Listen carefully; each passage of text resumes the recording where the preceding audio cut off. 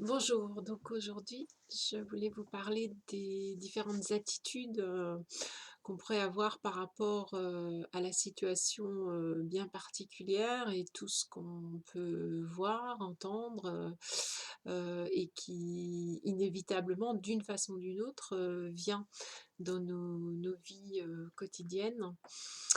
Donc, ce que j'ai pu remarquer, c'est que certaines personnes se tiennent en dehors, c'est-à-dire comme si elles, ce confinement, par exemple, ce serait une parenthèse et c'est une attente que les choses redeviennent comme avant ou que la vie reprenne.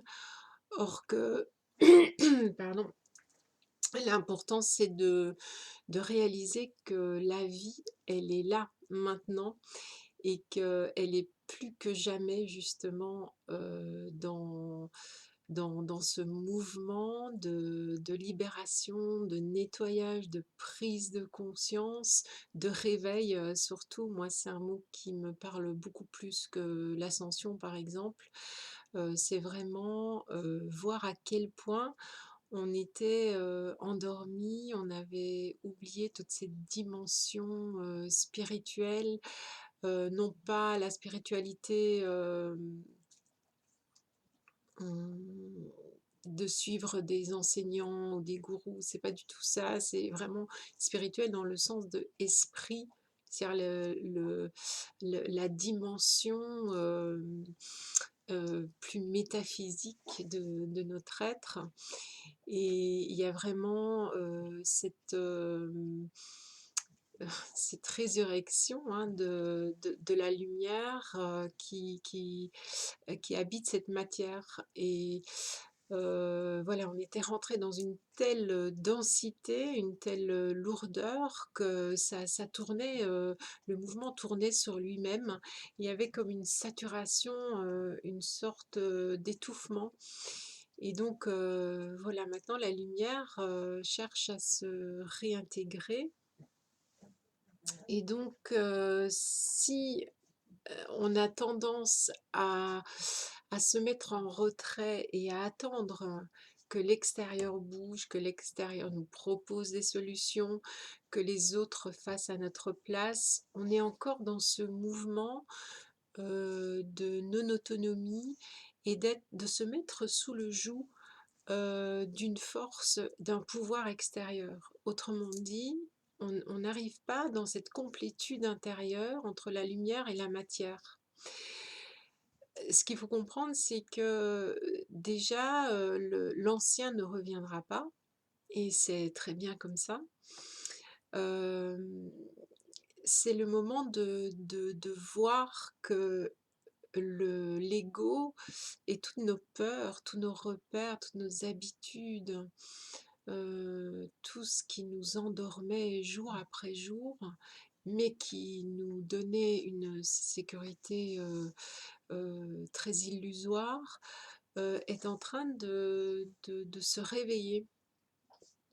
Et ça nous invite vraiment à reprendre le pouvoir, c'est-à-dire à reprendre notre souveraineté. On entend beaucoup ce mot pour le moment, mais il s'agit de ça, c'est-à-dire de ne plus donner le pouvoir à l'extérieur et d'arrêter d'attendre que, je ne sais pas moi, on avait attendu quelque chose au niveau des élections américaines, on pourrait attendre le prochain pour parler des ministres, mais tout ça, ça fait partie du scénario extérieur et vous voyez, c'est dans cette attente qu'on donne le pouvoir à nouveau à quelque chose qui n'est pas nous, qui n'est pas réfléchi, digéré, consenti hein, dans notre fort intérieur. Et c'est ça que...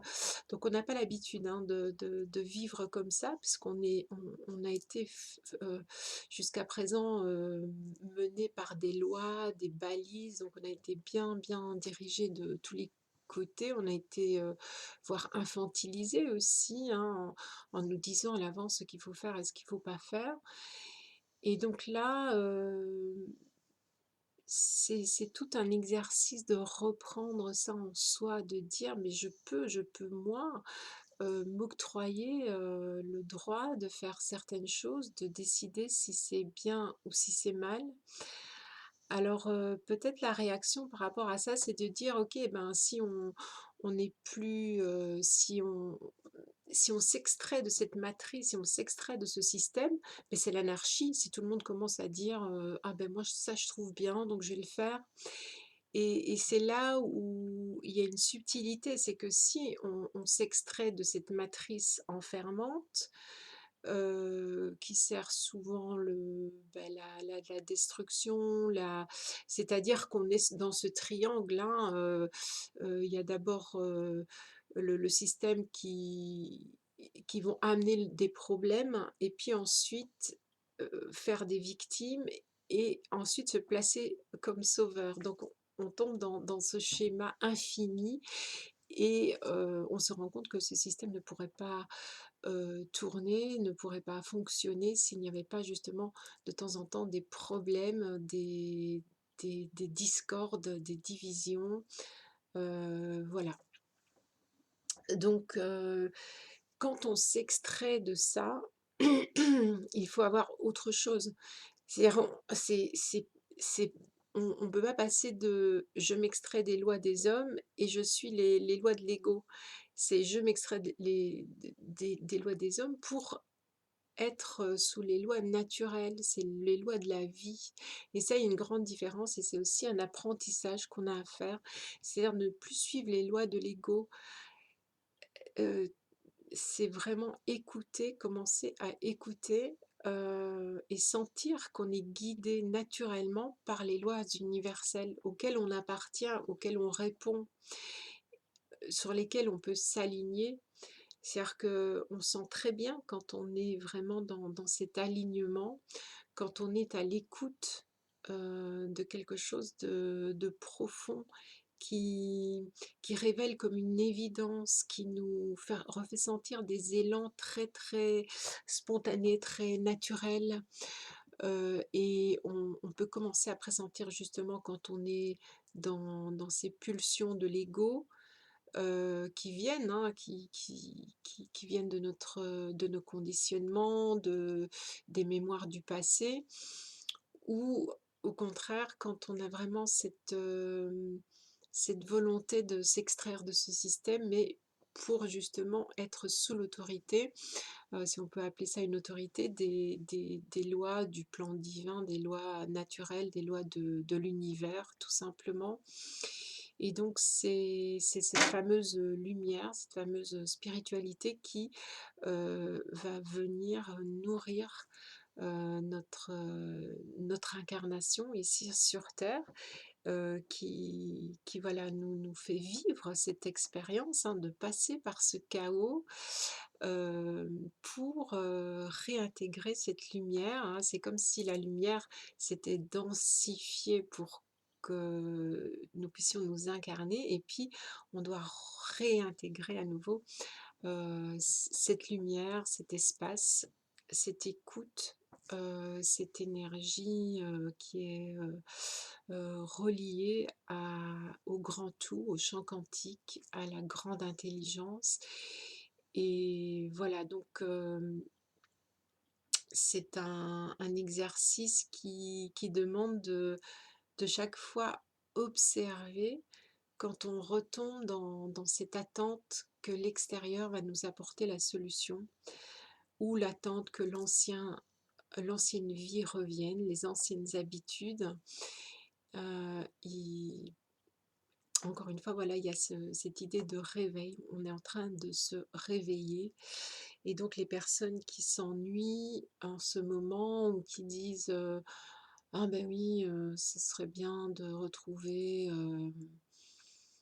le fait de pouvoir sortir, de voir des gens». Oui, je suis d'accord, hein, je je suis entièrement d'accord que les relations humaines, c'est très nourrissant, mais c'est pas ce qui est pour le moment, et si c'est pas ce qui est pour le moment, ça veut dire que c'est un cadeau de la vie. et c'est ça que je voulais dire aussi, chaque fois qu'on se met en dehors et qu'on est contre ce qui se passe à l'extérieur, c'est comme si on affirmait qu'il y avait une erreur dans le plan divin, dans les lois justement universelles, dans ce que la vie nous propose. Donc chaque fois, essayer de voir que c'est juste et que par ce chaos, on est invité à se réveiller, à faire partie de cette vie, même si pour le moment, c'est difficile ou c'est percutant, on va dire, hein. Ça vient nous chambouler, mais c'est bon parce qu'on se réveille, on change nos habitudes, on devient plus créatif, on est obligé de s'adapter. Et oui, ça passe par un moment où on n'a plus, ces accolades, voilà, cette vie active, à l'extérieur. Mais, soyons conscients qu'avant avant le confinement, on va dire, avant l'histoire, qui se raconte, hein, sur sur, heu, sur le virus et cetera, ben, ces accolades et cette vie active, devenaient quand même très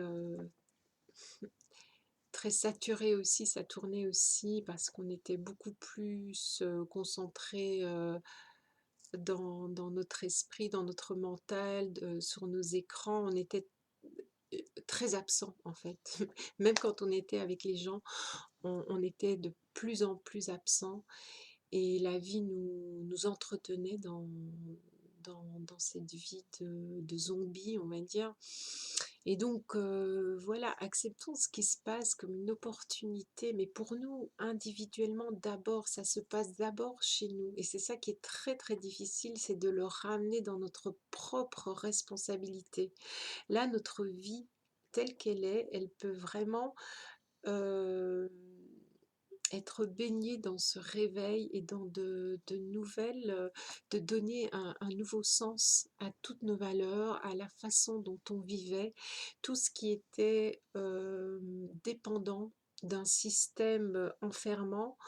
On peut réviser ces valeurs progressivement, hein, c'est pas pour ça qu'il faut du jour au lendemain tout lâcher ou tout changer radicalement, mais progressivement, on peut voir euh, toute cette dépendance, toutes ces habitudes qu'on avait et qui euh, étaient contre le vivant, justement. Euh, voilà, être de plus en plus conscient et de prendre cette occasion de rester vivant, justement, sortir de cette attente. Il n'y a rien à attendre de l'extérieur, rien à attendre du gouvernement. Bien sûr, il y a des lanceurs d'alerte qui nous aident beaucoup parce que ça nous amène des informations, ça peut nous aider, ça peut nous soutenir dans notre réveil, dans notre positionnement, dans nos réflexions. Donc tout ça, c'est le bienvenu, mais la solution ne viendra pas de quelqu'un d'autre. C'est pour ça que les élections n'ont jamais, que ce soit dans un pays ou dans un autre, n'ont jamais réglé quoi que ce soit parce que c'est pas possible qu'un ou plusieurs hommes, tout à coup vont changer, un état d'esprit, mais on se prend vraiment, pour Dieu, quoi. Il y a pas, c'est seul notre interaction, notre lien authentique avec la vie qui va pouvoir nous élever. Et quand on s'élève, ça change, l'environnement se modifie. Donc c'est par voie de conséquence. Et c'est pas le contraire, c'est pas parce que il y a des lois différentes ou des choses qui changent dans la matière que, que la vie va devenir meilleure. C'est vraiment un état d'esprit, un état de conscience, un état d'ouverture, un état de point de vue, de perception qui va faire qu'à un certain moment, l'environnement va s'élever en vibration, va s'élever en fréquence, va s'élever en conscience. Et il y a des choses qui vont nous paraître complètement obsolètes et on va voir vraiment le côté ombre, le côté qui nous a vraiment... Mmh, c'est comme une séduction, mais ou une hypnose, mais voilà, qui n'amène qu'à l'asservissement et à l'endormissement. Voilà, donc c'était voilà, surtout pour dire qu'il faut être actif dans cette période, c'est-à-dire actif dans le sens, c'est une occasion comme jamais pour vraiment se repositionner. Alors, si on voit des choses à l'extérieur qui ne nous plaisent pas, n'oubliez pas que si on rentre en opposition, etc., on se remet comme pion sur l'échiquier et on se dit voilà, moi je suis les blancs, là sont les noirs et donc je vais batailler ou donc là on sort pas du tout, on ne s'élève pas du tout dans la lumière. Donc essayez de voir tous ces mouvements et de les intégrer pour justement comme un- une aide pour s'élever, pour changer nos propres perceptions et pour accepter que les autres, ben, ils sont comme ils sont, ils en sont là où ils sont, ils jouent le rôle qu'ils jouent et ils feront ce qu'ils jugent bon pour eux. Hein, et qu'il faut lâcher ça, c'est-à-dire, arrêter de vouloir imposer même à nos proches, hein. Je sais bien que c'est difficile par rapport aux membres de notre famille ou des gens qu'on aime beaucoup. On aimerait qu'ils ont cette compréhension plus large, moins dans la peur, hein, plus basée sur l'amour. Mais s'ils ne l'ont pas, c'est qu'ils ça fait partie de l'expérience et nous, si on veut monter dans cette vibration, l'amour intègre justement et accepte que l'autre, eh bien, il est dans ce point de vue. Et c'est juste comme ça. Donc, il faut vraiment se lâcher prise tout en restant dans l'amour et chaque fois essayer d'embrasser ce chaos, sachant que le chaos vient nous aider euh, à voir réellement ce qui se passe et surtout, surtout regarder nos coins sombres, notre propre ombre à l'intérieur et voir que tout ça, l'extérieur reflète vraiment tout ce qui se passe dans notre intérieur. Et c'est ça aussi qui est important, j'ai terminé là-dessus, c'est que la vie nous pousse à nous reconnaître sans cesse dans les situations extérieures. Donc tant qu'on ne se reconnaît pas, on se met contre la situation, puisqu'à partir du moment où on est en colère ou on est contre, ça veut dire ben, je ne suis pas du tout ça, et c'est pour ça que je m'oppose. Et là, vous voyez, on est dans le contraire de l'intégration.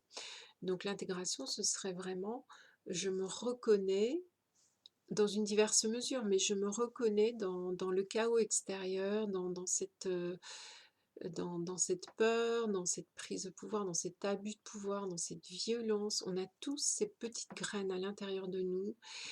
On est tous, vous savez, comme le sigle taoïste, l'ombre et la lumière. Et tant que c'est pas intégré, tant qu'on ne se reconnaît pas dans tout ce qui est, on ne peut pas être justement dans cette vibration plus élevée et on ne peut pas se réveiller non plus.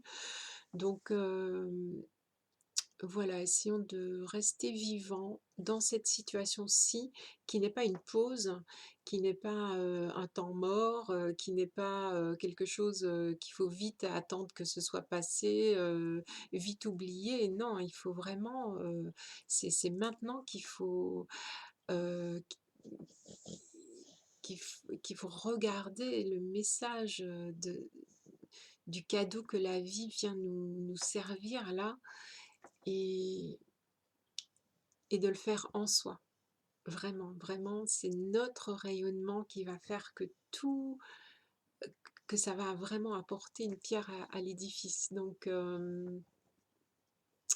voilà, restons confiants, ne soyons pas dans la plainte, ne soyons pas dans l'attente, soyons dans la vie, dans le réveil et l'occasion unique de se remettre en question, de re-questionner nos valeurs, le sens profond de notre incarnation ici sur cette terre.